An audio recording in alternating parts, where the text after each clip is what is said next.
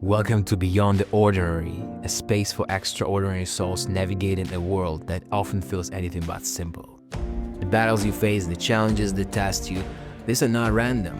They are the refining fires that meant to shape you into something much greater. Here, we explore the grace, strength, and wisdom that emerge when you rise above what others call impossible. This is your journey to uncover the extraordinary within.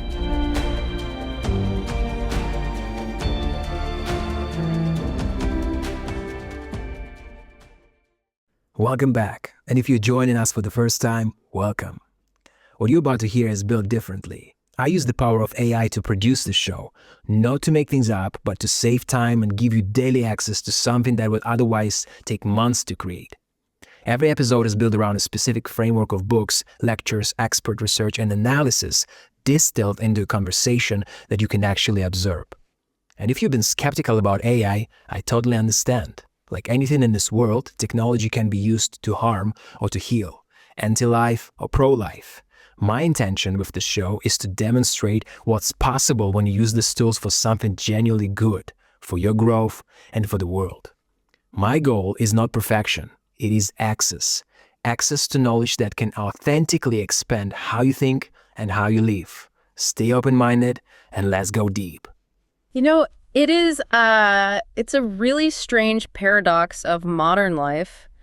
When you buy a new piece of technology, let's say a high-end camera, or even just a complicated smart home system, you expect an instruction manual. Yeah, you get a massive booklet in 12 different languages. Right, exactly. You get the manual, you open the box, you flip to page 1, and there's a diagram. It says, here's the power button. Here is the mechanism for charging the battery. Here's how you troubleshoot when the whole system inevitably freezes up. Yeah, it's exhaustive. It tells you exactly how to operate the machine. And that documentation is entirely necessary, right? I mean, it's designed to make an incredibly complex system manageable. It gives the user a sense of agency and control over this new tool, rather than just being totally intimidated by it. Exactly. But then you zoom out.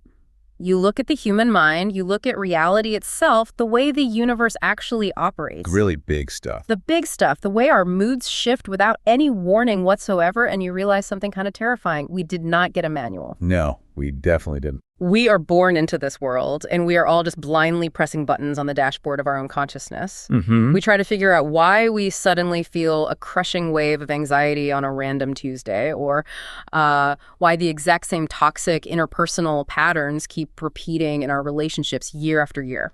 Yeah, it is like we are operating the most advanced, intricate, high-stakes machinery in existence.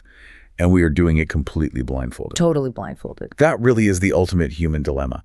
I mean, we spend our entire lives desperately searching for that missing user's manual. We really do. We want to understand the underlying mechanics of our own existence, because without that understanding, we are just reacting to stimuli. We are passengers, not drivers. Well, welcome to the deep dive.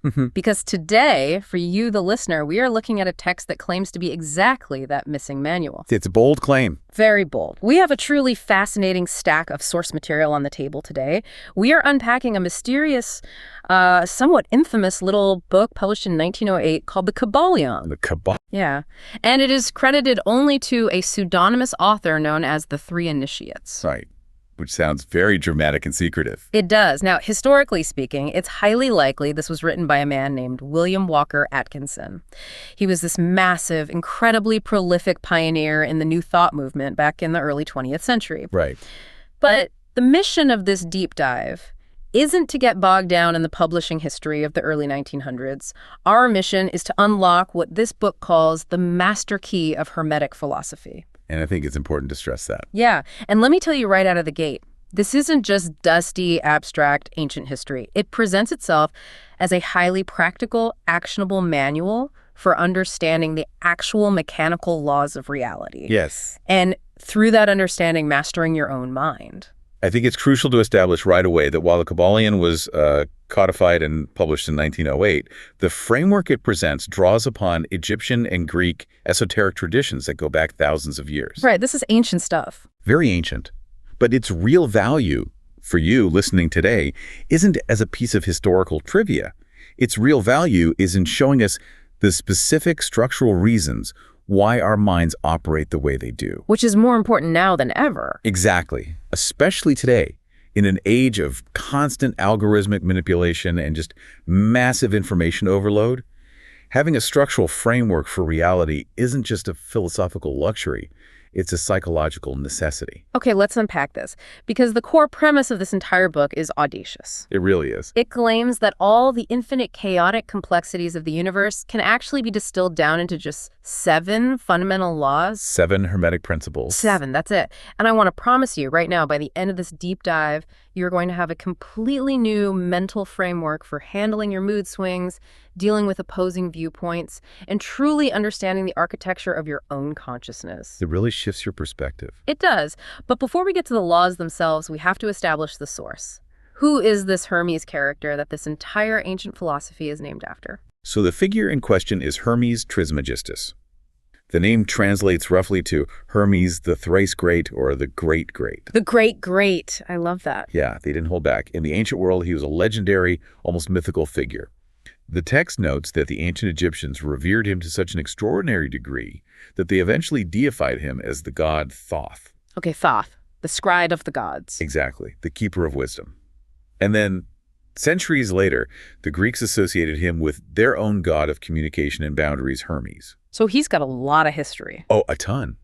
If you look at the best historical estimates, or rather, the surviving legends, they place his original incarnation in Egypt in the earliest days of its oldest dynasties. Which would make him incredibly ancient. Right. This would make him a contemporary of the biblical Abraham. In fact, there are several ancient esoteric traditions that claim Abraham actually acquired a significant portion of his mystic knowledge directly from Hermes himself. Wow. And the text calls him the master of masters. It says he was the original founder of astrology, psychology, and alchemy. Which actually brings up a really interesting linguistic connection. We still use a variation of his name today, right? We do. Like if you go to a high-end kitchen store and buy a really good food storage container, the marketing copy will proudly tell you it features an airtight hermetic seal. That's a perfect example of how these ancient concepts trickle down into mundane modern language. Sealed tight so nothing can escape. Right. That modern usage comes directly from the historical practices of the followers of Hermes. They operated under a strict, unwavering principle of secrecy. They weren't exactly posting this on social media. No, absolutely not. They absolutely did not broadcast their teachings to the masses or shout them in the public square. The text uses an old phrase that might be familiar. It says, "Milk for babes, meat for strong men." Milk for babes, meat for strong men. Yeah, they reserved their deeper truths, the strong meat, only for those who had proven they were intellectually, emotionally, and spiritually ready to digest it. That makes sense. The general public, the babes in this metaphor, received only the milk of basic moral fables. And honestly, I mean, that makes a lot of sense. You don't hand a loaded firearm to a toddler. Definitely not. And you don't hand reality-bending philosophical frameworks to someone who hasn't mastered their own basic impulses. Exactly. It's about responsibility. But let's talk about the most famous and probably the most misunderstood thing associated with Hermes, alchemy. Ah, yes, alchemy. Because when you say the word alchemist, pop culture immediately forces a very specific image into our heads. We picture, like, a wizened old man in a dark, crumbling tower. Boiling weird green liquids in glass vials. Right, exactly. Desperately trying to figure out how to turn a chunk of lead into a chunk of solid gold so he can get incredibly rich. It's a very vivid trope. It is. But the Kybalion drops a massive revelation early on about what true alchemy actually is, and it completely shatters that pop culture image. It does, and in doing so, it completely reframes the entire historical pursuit of alchemy. The text states unequivocally that the legends of the Philosopher's Stone, The mythical substance that turns metal into gold. right, that mythical substance, it was purely allegorical. It was a code. Of code. Yes. True Hermetic alchemy is not about material chemistry. It has absolutely nothing to do with literal metals. It is entirely about what they call mental transmutation. Mental transmutation. Yes. It is the art of changing and transforming mental states, psychological conditions, and frequencies of thought into other higher mental states. Okay, so if I'm understanding this correctly, real alchemy is much more like upgrading your mind's operating system to run more efficiently, rather than just trying to hack a physical ATM to spit out free cash. The gold was just a metaphor for a perfected mind. That's a clever way to put it, yeah. But what's fascinating here is that it's actually deeper than just an operating system upgrade. It's about altering the fundamental substrate of your experience. How do you mean?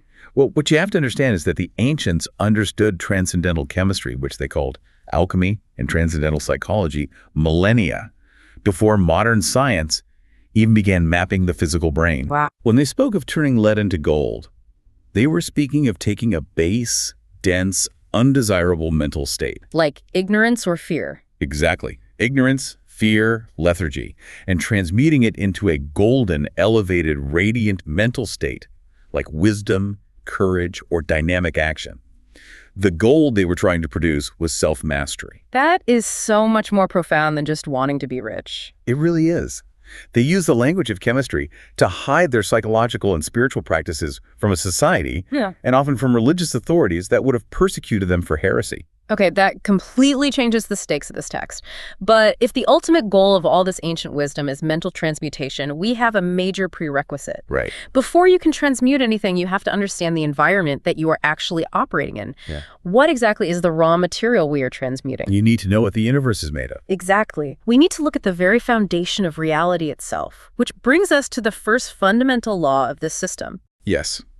The foundation upon which the entire Hermetic philosophy rests is the principle of mentalism. Mentalism. The axiom provided in the text simply, the all is mind, the universe is mental.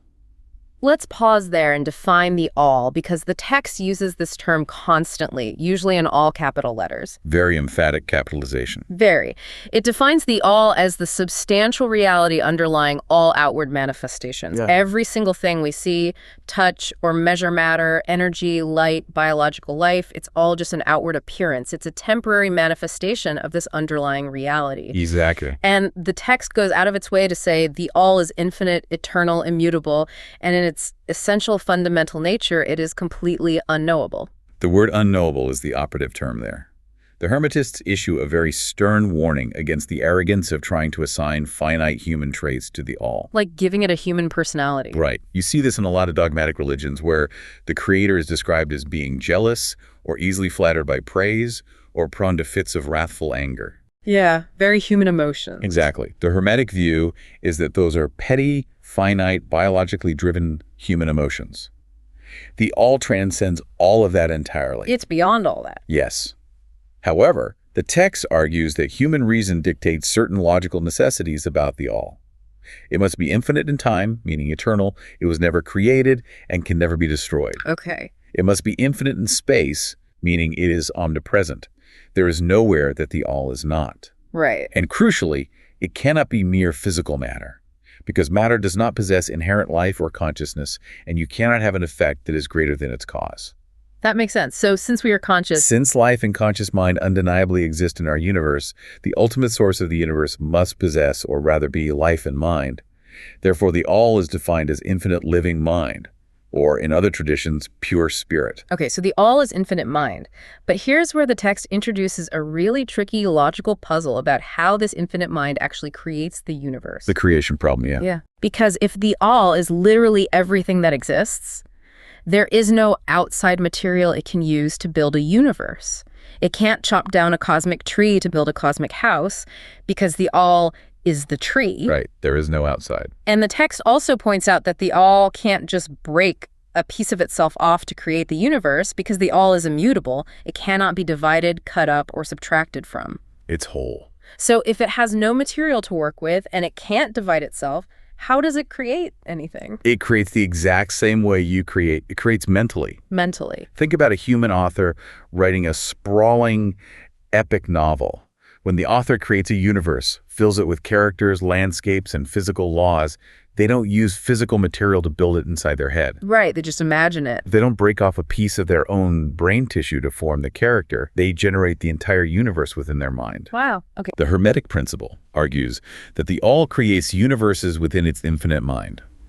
The universe and absolutely everything in it, from a quasar to a grain of sand, is a mental creation held in the mind of the all. I have to push back here, or at least play the skeptic for the listener, because this is where this philosophy usually hits a brick wall for people. I completely understand why. If everything, including you, me, and the device the listener is using to hear this right now, is just a thought happening inside the giant mind of the universe, doesn't that render us completely meaningless? That's the existential dread kicking in. Yeah. Are we just imaginary friends? If my consciousness is just a simulated figment of the all's imagination, why shouldn't I just fall into a pit of existential nihilism? It sounds incredibly bleak. It only sounds bleak if you misunderstand the nature of the infinite mind. It's actually the opposite of nihilism. You're touching on a concept the text calls all in the all and the all in all. That sounds like a riddle. It's a paradox, but a vital one. It means that while the universe and everything in it exists entirely within the infinite mind, the pure spirit of that infinite mind is also immanent, meaning it dwells within every single particle of that created universe. Wait, that sounds like a semantic trick. You're saying the universe is inside the all, but the all is also inside me. Yes. If my consciousness is fundamentally the same as the creator's consciousness, why can't I just think $1 million into my bank account right now? If I'm the all, I should have all the power. Ah, but you are not the all. That's the critical distinction. Oh. The text uses a brilliant analogy to clarify this. It talks about a playwright, let's say Shakespeare. Shakespeare's in Hamlet. Right, he wrote it. The character of Hamlet is animated entirely by Shakespeare's genius, his wit, his understanding of the human condition. The essence of Shakespeare dwells within the character, but Hamlet is far from being Shakespeare. Hamlet cannot rewrite the play he is in. Exactly. Or, to use another analogy from the text, the all is in the earthworm. The vital life force animating that tiny creature is a spark of the infinite mind. But the earthworm is incredibly far from being the all. Okay, I see. So, to answer your existential question, this philosophy doesn't reduce you to an imaginary friend, it elevates you. It means that the fundamental animating force of the entire cosmos is currently residing inside of you as your I am consciousness. It provides immense philosophical comfort, actually. It really does. It means the universe is governed by a benevolent father-mother mind, as the text beautifully phrases it, and that despite the apparent chaos, we are fundamentally safe and at home within it, constantly evolving and moving upward toward deeper realization. Okay, I see the distinction now. We are made of the same stuff, pure mind, but we're operating at a vastly different scale of power and awareness. Precisely. But that raises an enormous glaring question. If the universe is all one giant unified mental creation, how do we explain the vast, undeniable physical differences in our everyday reality? The problem of physical matter. Yeah, if it's all just mind, why does a brick feel so hard and painful when I drop it on my physical foot? A brick doesn't feel like a thought, it feels solid. How does a mental universe produce such incredibly distinct varieties of existence, from a rock to a houseplant to a human being? That exact problem is what the Hermetists solved with their next major concept. They realized that to understand a mental universe, you have to understand its architecture. You need a map. You need a map. And that map is provided by the principle of correspondence. The axiom for this principle is perhaps the most famous and widely quoted Hermetic phrase in history.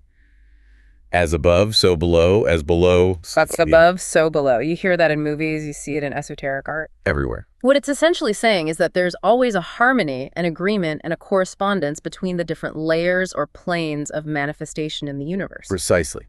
It states that the laws of physics, the laws of thought, and the laws of spirit are not fundamentally different laws. They are the exact same principles operating on different scales. And the map it gives us is incredibly detailed. The text divides the universe into 3 great planes. Yes, the great physical plane, the great mental plane, and the great spiritual plane. But it explicitly warns the reader not to think of these planes as physical locations stacked on top of each other, like floors in a skyscraper or layers in a cake. No, they shade and blend into one another. Here's where it gets really interesting.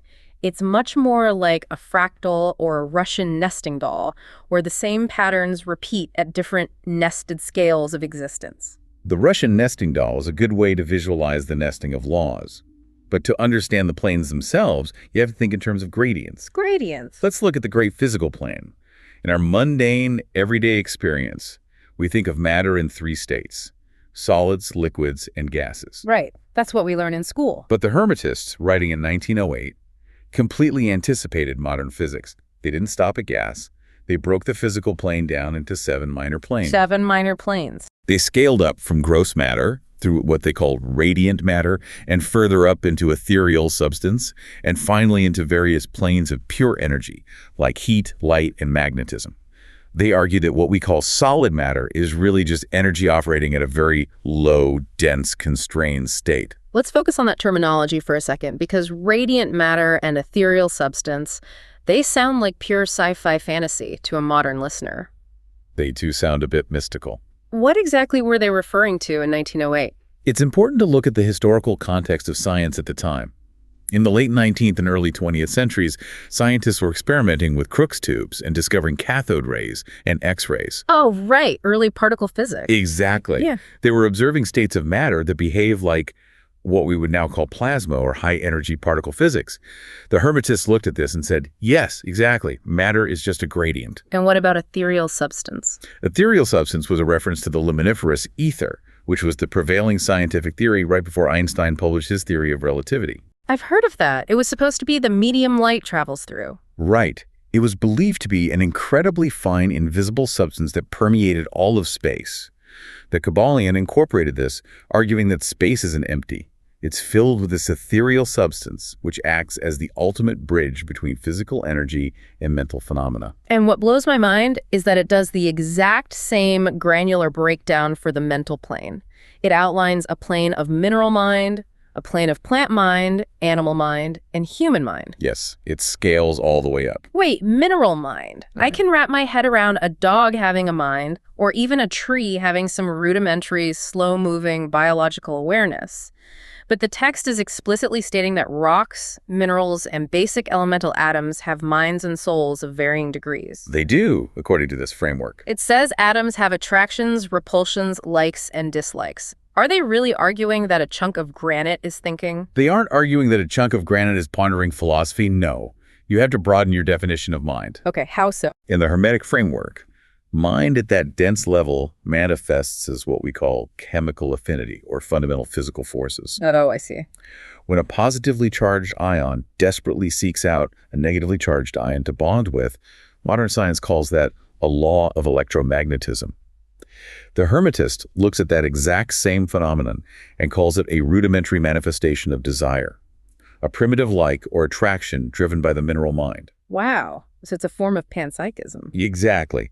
And while that might sound like unscientific, ancient mysticism, modern quantum physics frequently struggles with the behavior of subatomic particles that seem to know what other particles are doing at a distance. Right, what Einstein called spooky action at a distance. Or quantum entanglement, exactly. The Hermetic view resolves this neatly. There is no dead matter. Absolutely nothing is truly dead, because everything is a creation of the infinite mind, and therefore everything contains some fractional degree of life and mind. And to explain how evolution leaps between these wildly different planes, like how you transition from the mindless striving of a plant to the instinctual movement of an animal, the text uses a piano analogy that I found incredibly helpful. Yes, the black and white keys. It points out the difference between the white keys and the black keys on a piano.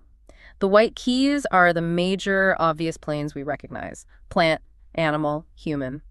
But you can't play the full musical scale with just the white keys. You need the sharps and flats. You need the black keys to create the subtle transitions. The text argues that these black keys are the elemental planes. They are intermediate stages inhabited by unseen entities that serve as the evolutionary connecting links between the major kingdoms of life. And if we look at why the principle of correspondence is so vital practically, it's because it gives you an incredibly powerful investigative tool. How does it do that? It allows you to solve the unknown by looking at the known. Because the exact same laws apply on every single plane of existence, if you understand how a process works on the physical plane, you can deduce how it must work on the spiritual or mental planes. Oh, that's really clever. If you understand the physical laws of gravity and momentum, you can deduce the mental laws of habit and emotional momentum. By understanding our own mental creation, how we form a thought and project it into reality, we understand how the cosmos itself creates. As above, so below. But hold on. The planes aren't physical places separated by distance. You said they are gradients. Yes, gradients. So what is the actual mechanism of that gradient? What is the specific metric that separates a solid chunk of granite from a pure abstract thought like justice or love?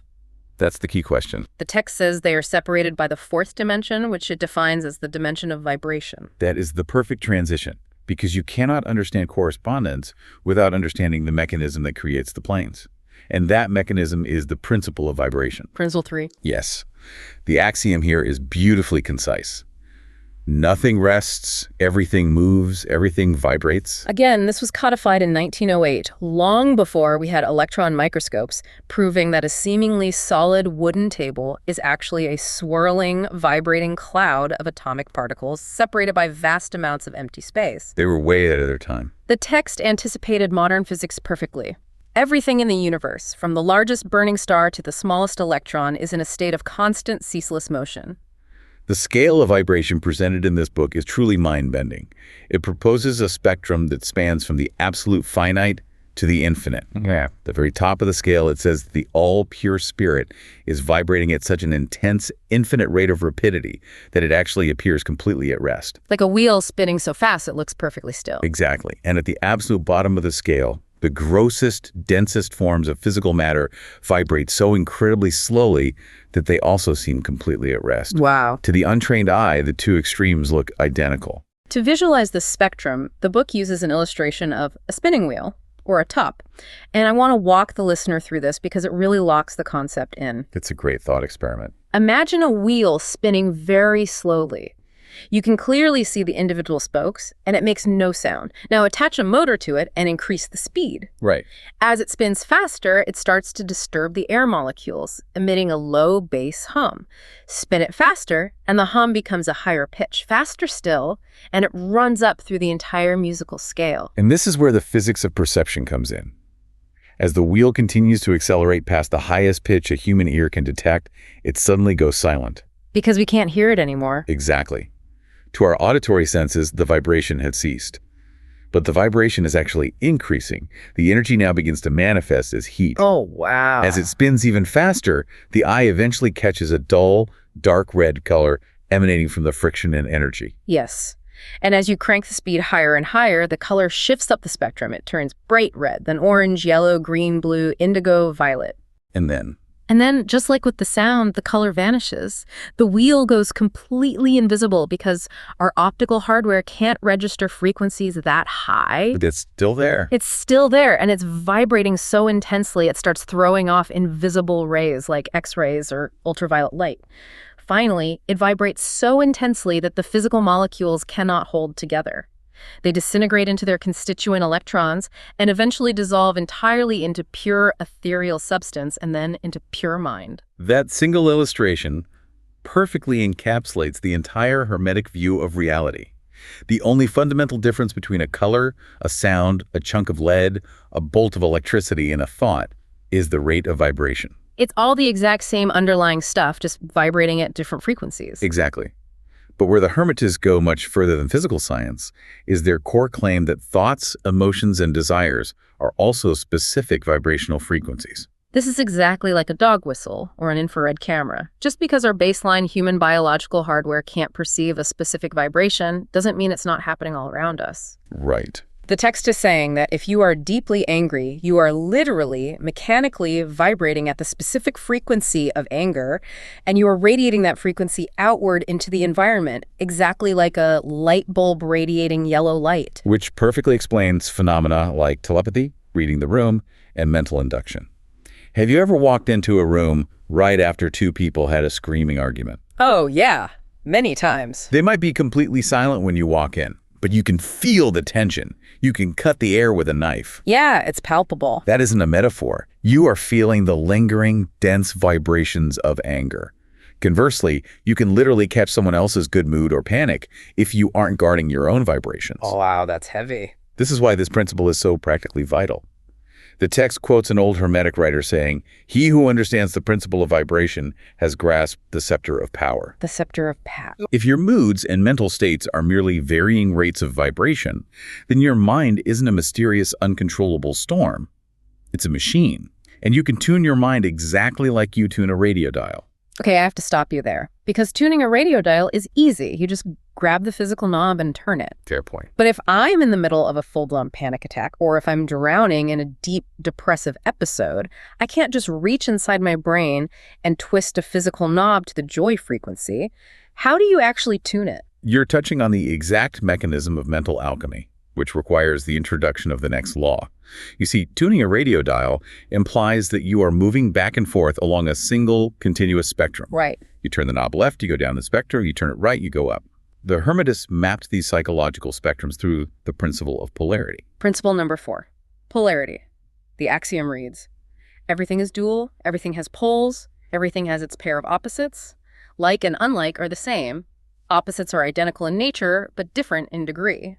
The physical thermometer analogy is absolutely the best way to grasp the profound implications of this. Look at a standard thermometer. Okay. Can you show me the exact definitive line on the glass where heat officially terminates and cold officially begins? You can't. It's just a continuum of numbers. Exactly. There is no such thing in the universe as absolute heat or absolute cold.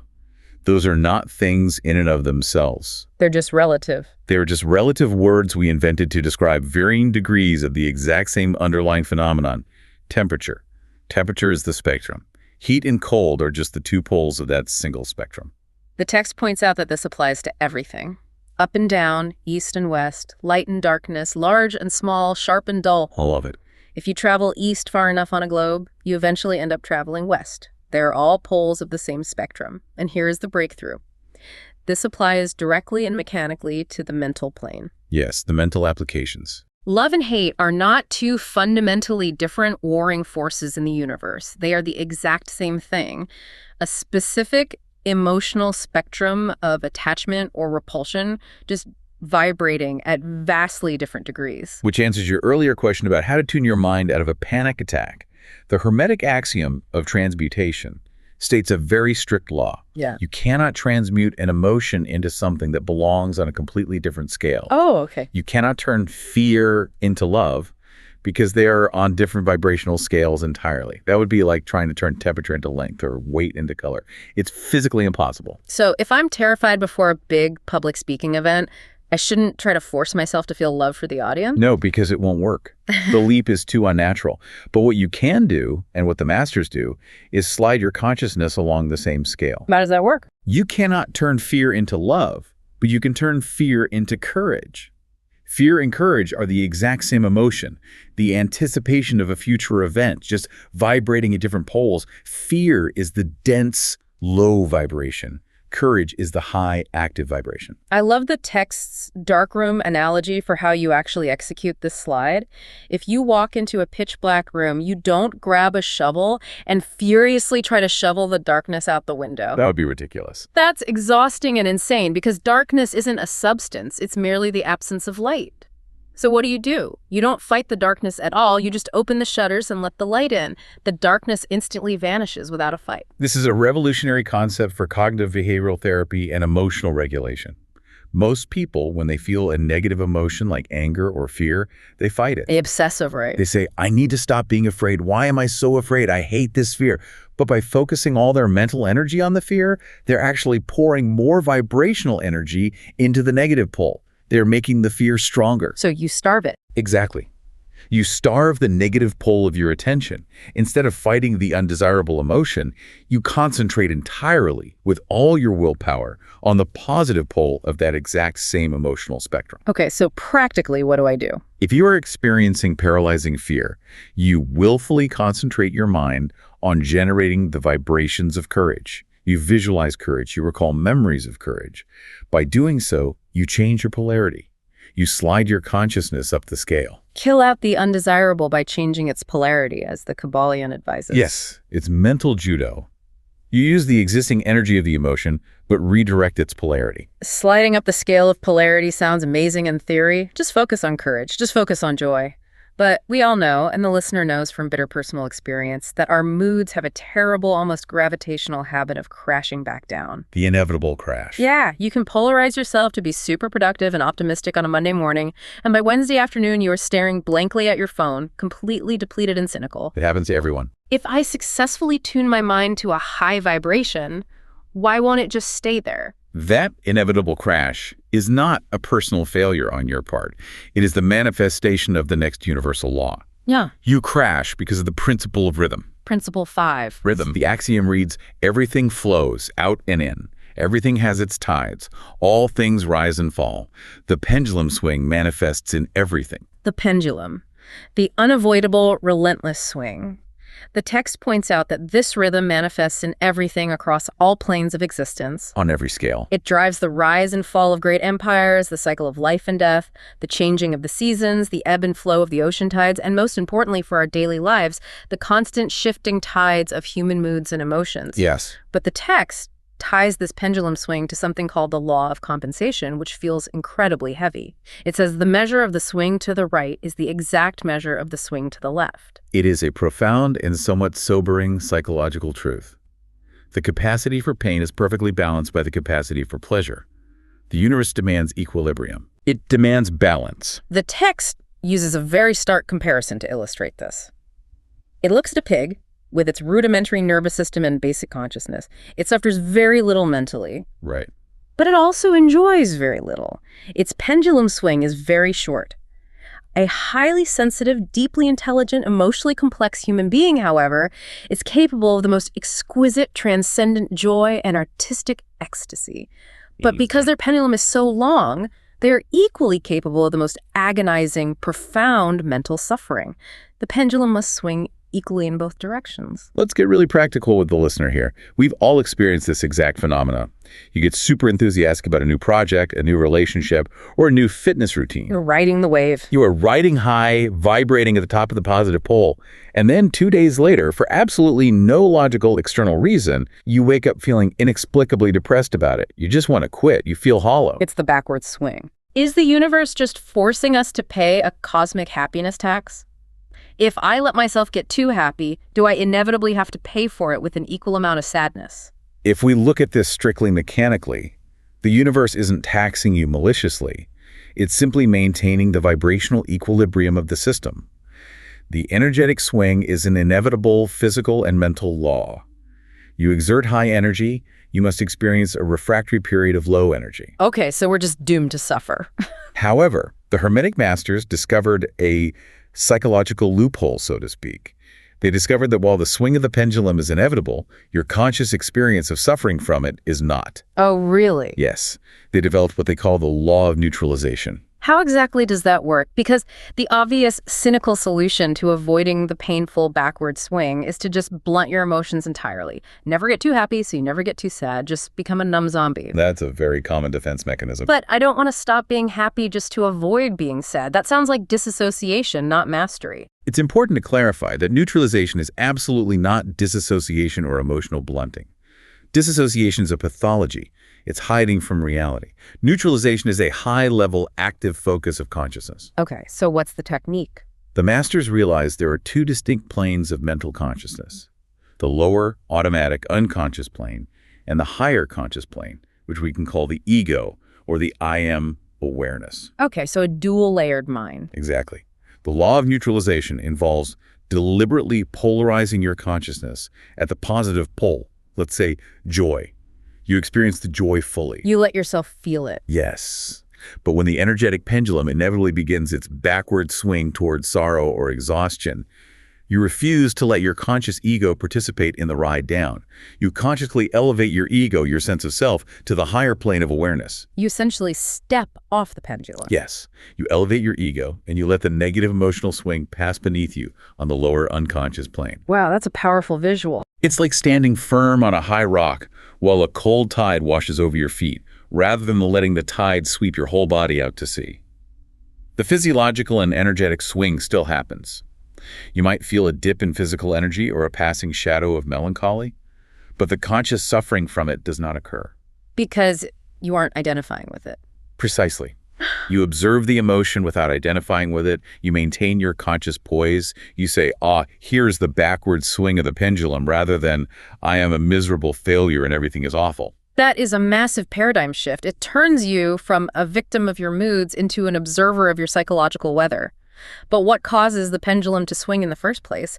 Are these just random cosmic winds blowing us around? It's a great question. Are we just victims of a chaotic, unpredictable universe where things just happen for no reason?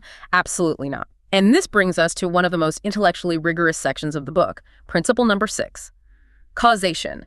The axiom of causation is blunt, uncompromising, and highly scientific. Every cause has its effect. Every effect has its cause. Chance is but a name for law, not recognized. The text completely obliterates the concept of pure chance or luck. It argues logically that nothing can possibly exist completely outside of the all's laws. If something did, it would break the whole system. Right. If something truly happened completely outside the law of cause and effect, it would break the continuity of the entire universe. So when we say something happened by chance, like rolling a specific number on a pair of dice or running into an old friend at a coffee shop in a foreign city, well, we don't mean it violated physics. No, we just lack the data. We just mean we are willfully ignorant of the countless microscopic chains of causes that perfectly orchestrated that exact outcome. The falling dice is a perfect contained example. If you had a supercomputer that could calculate the exact angle of the throw, the precise muscular force applied by the fingers, the specific friction coefficient of the felt table, the subtle air resistance, and the weight distribution of the pips on the dice, you would know the final outcome before the dice even left the hand. Because it's physics. Exactly. Yeah. There's a precise cause and a bay because for every single event in the universe, no matter how trivial. And to illustrate how deep this chain goes, there's this one example in the text that really stuck with me. It's brilliant in its mundanity. The speck of soot. Ah, yes. The speck of soot passing before the eye. That is a masterful illustration of the sheer, staggering complexity of the chain of causality. It sounds so incredibly mundane. You are walking down the street and a tiny speck of soot blows into your eye. We've all been there. Most of us blink, rub our eye, curse our bad luck, and never think about it again. But this text traces the lineage of that exact speck of soot.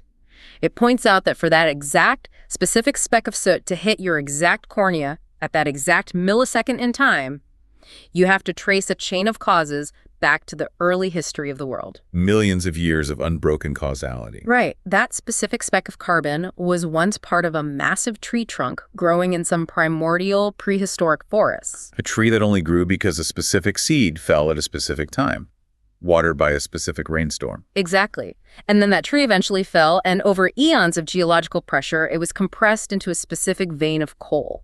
And then a specific miner, driven by specific economic conditions, mined that exact piece of coal. And then it was transported. It had to be shipped on a specific train, burned in a specific factory fire at exactly the right temperature, catching a specific thermal updraft, blowing on a specific complex wind current, just to perfectly intersect with your eyeball at 2:04 p.m. on a Tuesday. It's mind-boggling when you actually trace it. Every single event is an effect of a previous cause, and simultaneously the cause of a future effect. It is an infinitely dense, unbroken web.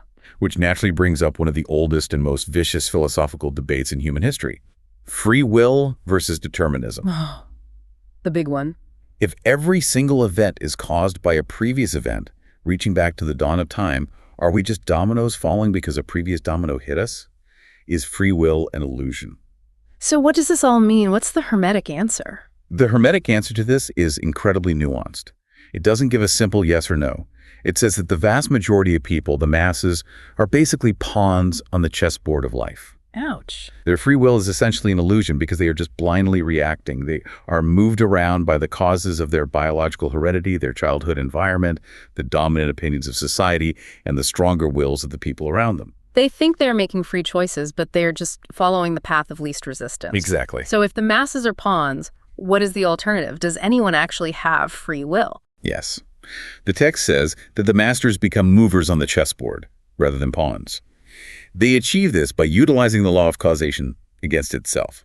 They rise to a higher plane of consciousness and become causes themselves rather than just being effects.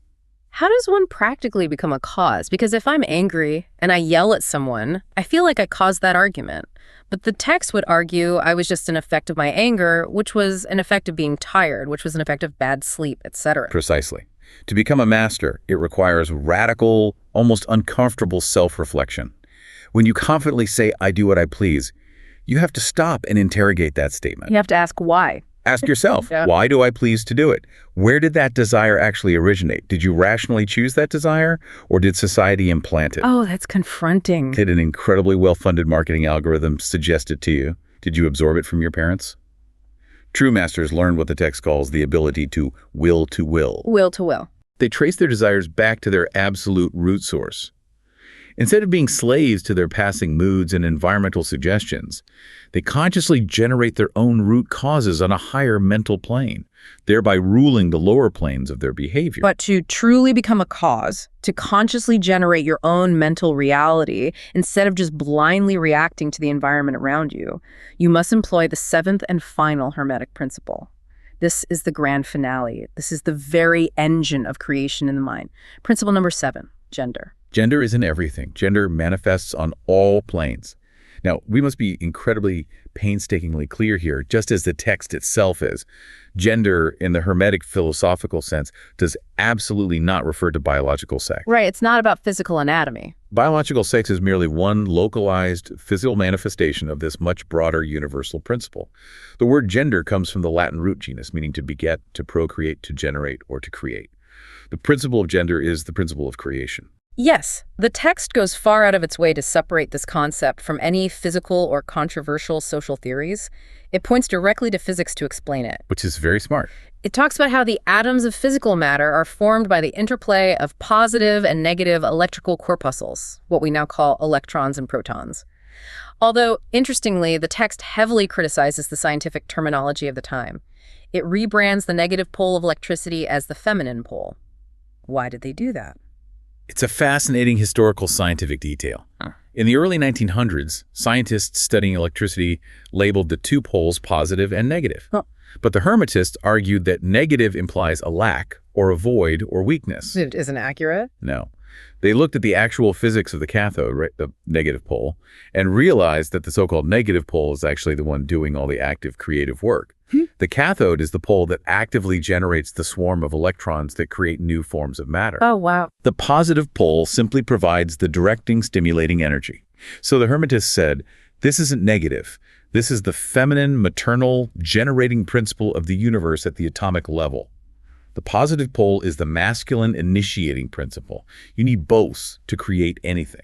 That perfectly sets up the application of this law to the human mind, which is the real revelation of the entire book.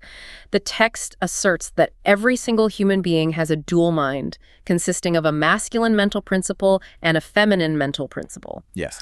And it maps these principles to our sense of self. It says the masculine principle is the I. It is the conscious will. It is the projecting, directing, observing energy. The feminine principle is the me.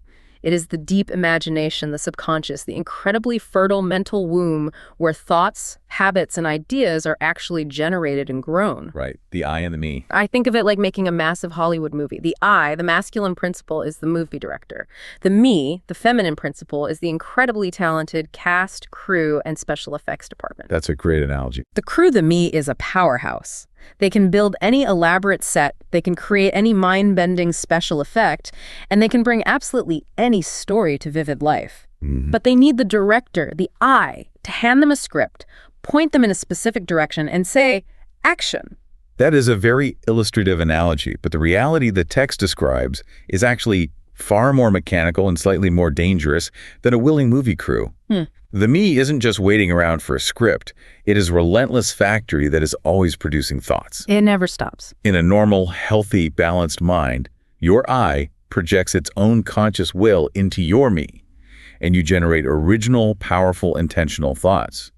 But here is the massive danger the text warns about regarding crowd psychology, telepathy, and hypnotism. Yeah. Most people have an incredibly lazy, untrained I.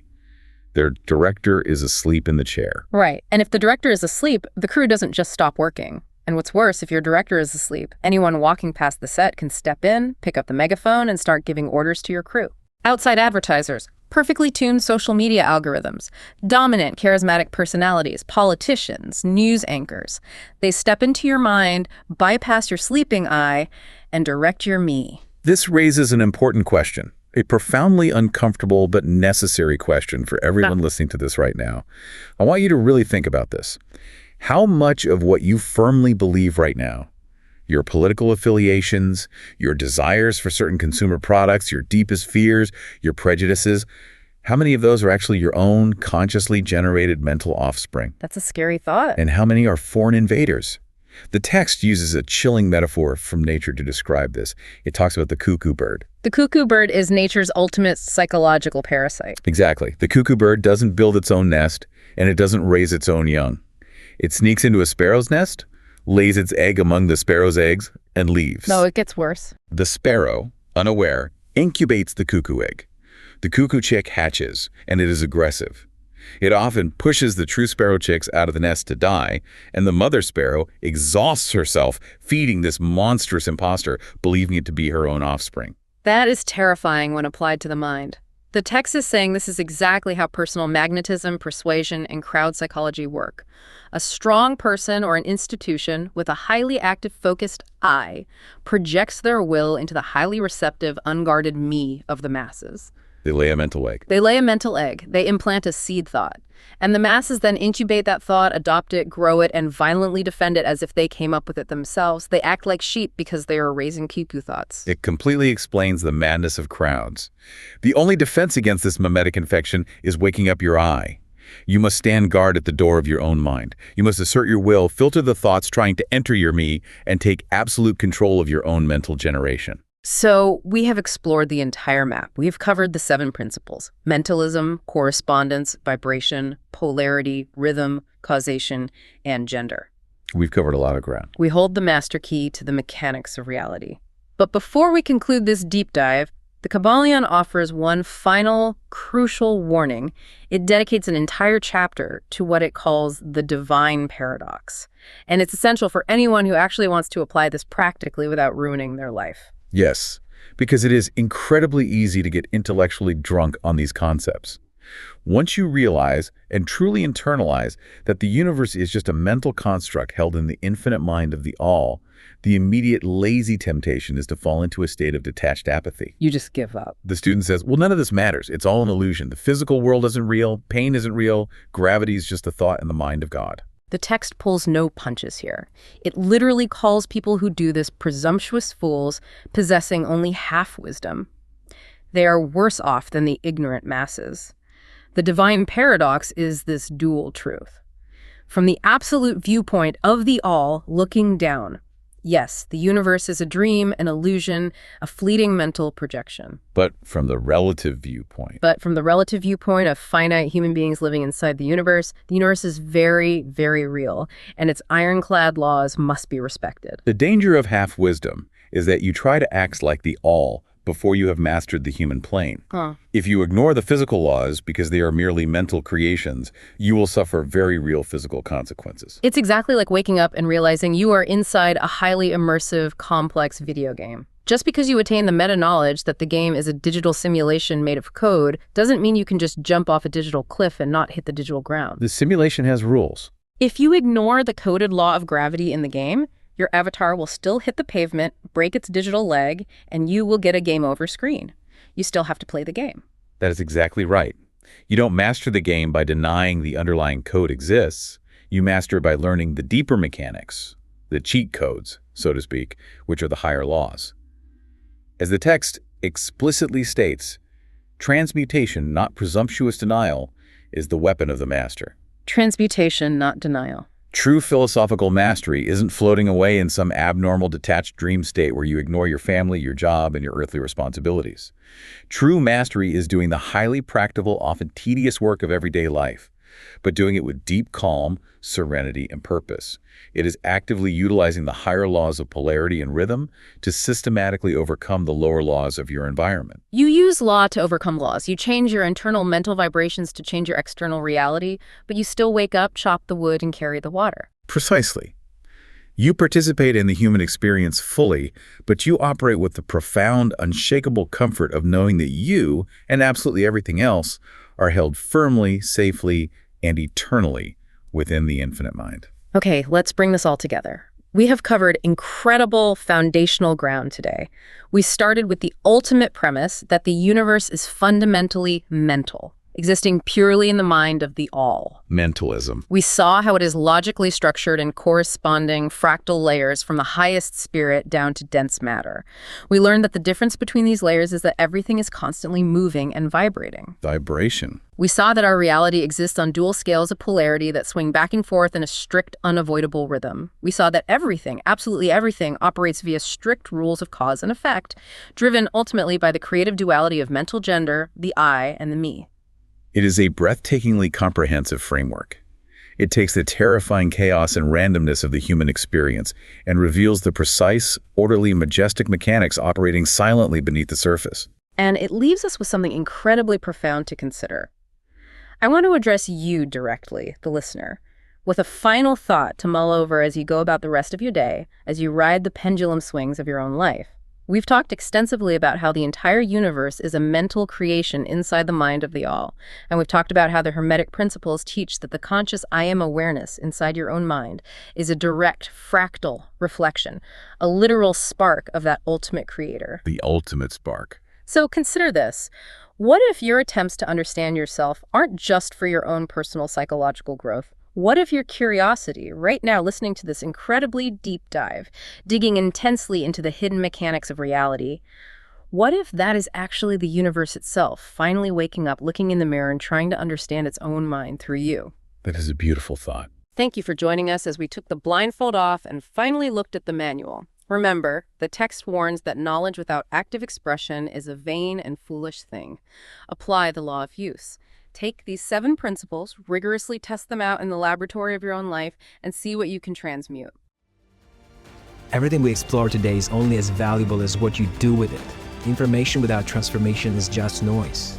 Over the last decade, I've built a methodology specifically designed to help you take what you are learning about your mind, your emotions, your consciousness, and yourself, and actually live it, use it. Use it practically in your daily life. It is the methodology which I called the Elim method, which stands for awareness, letting go, intention, and mindfulness. Or when you master it, it becomes a life in miracles. And if today's episode stirred something up in you, come find out how I can put it into practice, how you can use this practical tool in your life. Visit elimmethod.com or connect with me on Instagram, Spirit of James.